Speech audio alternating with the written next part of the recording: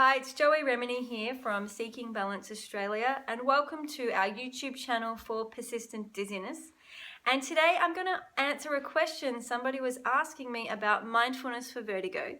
And in fact, it was a colleague of mine from the University of Melbourne, and she wanted to learn more about mindfulness and how it can be useful and helpful in vertigo and with our vertigo clients. So I am very fortunate that my background in yoga and mindfulness started at a very young age. I was first introduced to it at the age of 8 and started practicing daily and more consistently through my teenage years. And fast forward, when I went through university, I was specializing in neuroplasticity, had a great fascination in psychology, and I did my master's in vestibular audiology, which is all in the inner ears. So I have this really nice combination of university training in understanding how the body is communicating with our balance organs, our eyes, and our spinal column. And I also have an understanding of how emotions move, and there's an emotional process that is very normal and to be expected in people with sensory impairment, whether that be a balance injury or a hearing loss or even a visual impairment. So there's an emotional roller coaster that goes hand in hand with that. And then through all the yoga and mindfulness training, I've had a lot of time to learn skills, tools, and strategies to help me learn in my own body how to become present and feel and develop curiosity and compassion. And then through my teacher training over the last few years, I've also been working with countless people in teaching these skills, both to clients, to students, and to colleagues and health professionals. So if you think about it, I'm sure many of you listening have experienced dizziness or persistent dizziness, and it does not feel good. It's an unwanted sensation in our body. It generally feels quite scary, unsafe. It arouses anxiety, and the body starts thinking, where am I? What's happening? It goes into this panic and catastrophe thinking mode.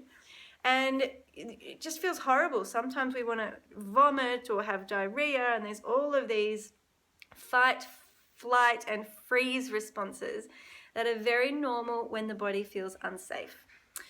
So where mindfulness can be really useful is when we pause, and often we will close the eyes. We're going to simplify the information the brain has to process simply by closing the eyes.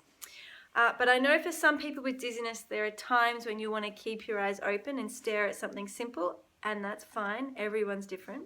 But we want to simplify the information the brain's processing, and we want to teach the mind how to focus in on the present moment. So it's very important we don't get bogged down or confused by things that have happened in the past. So we may have had dizziness in the morning or yesterday or last week, but none of that really matters anymore. We want to train the brain to focus on what information is happening in my body in the present moment that is useful and will help the brain find steadiness. So our balance organs and our spinal column and our balance brain are really seeking safety. They want their compass to line up nicely north, south, east, west. The body itself does not like vertigo or dizziness. And it occurs when there is a chaos of error signals for whatever reason, whether that be Meniere's or migraine or various types of anxiety, even related dizziness. So the mindfulness is teaching the brain how to simplify the information and capture what's meaningful. And we often do that by pausing and feeling into the body, into the sensation of touch in the skin.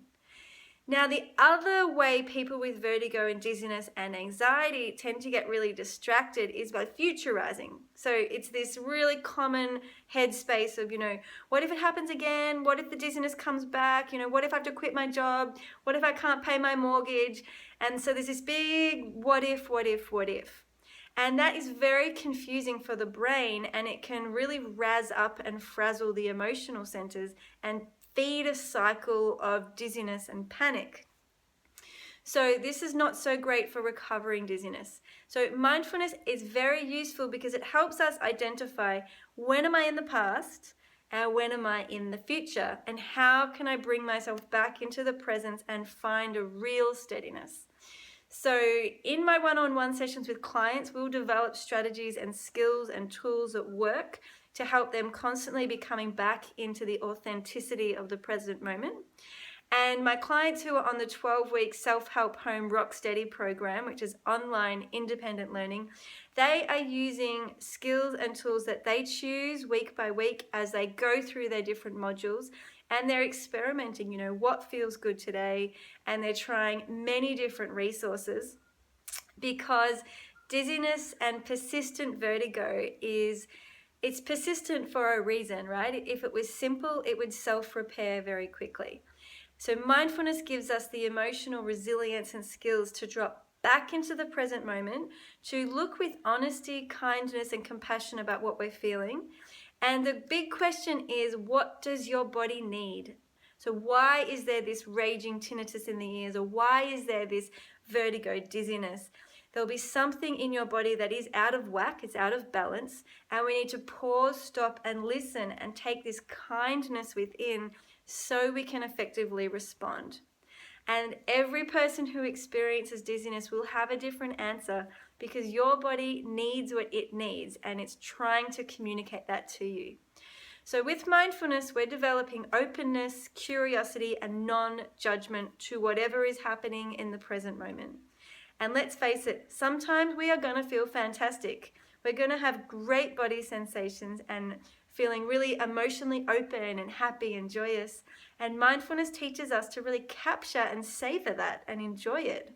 And that is a really important part of our vertigo recovery.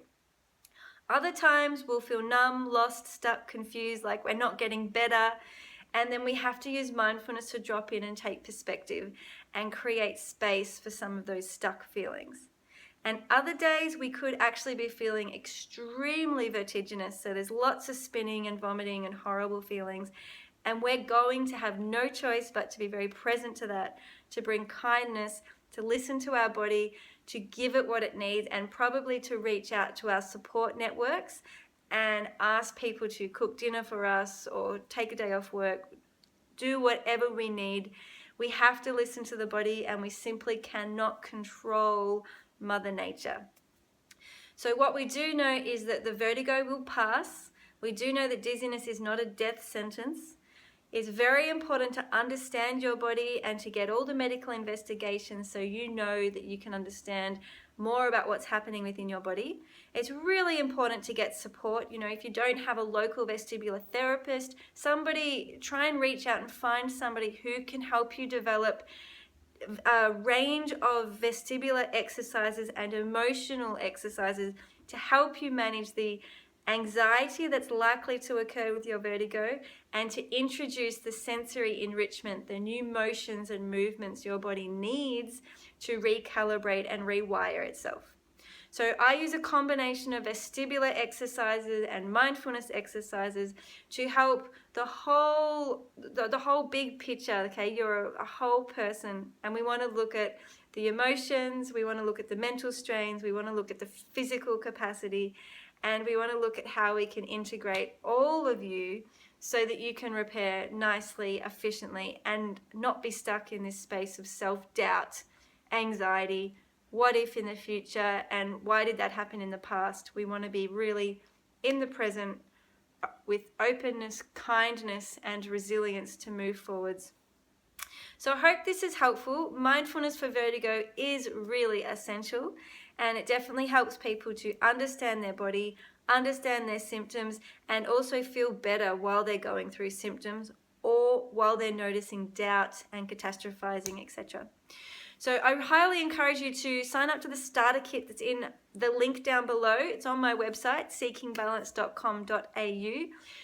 And there are plenty of resources you can try out for yourself. Start a daily practice, and remember, if you're feeling stuck, it's important to update your home exercises, update your approach. If you're doing the same thing every day, day in, day out, it's likely to feel that you are stuck. So we have to really move with the changes of the body, both physical, emotional, and mental changes. So be supported. You don't have to do this alone. Make sure you have a daily strategy, and reach out. If you need support, reach out. We're here to help you. So all the best, and bye for now.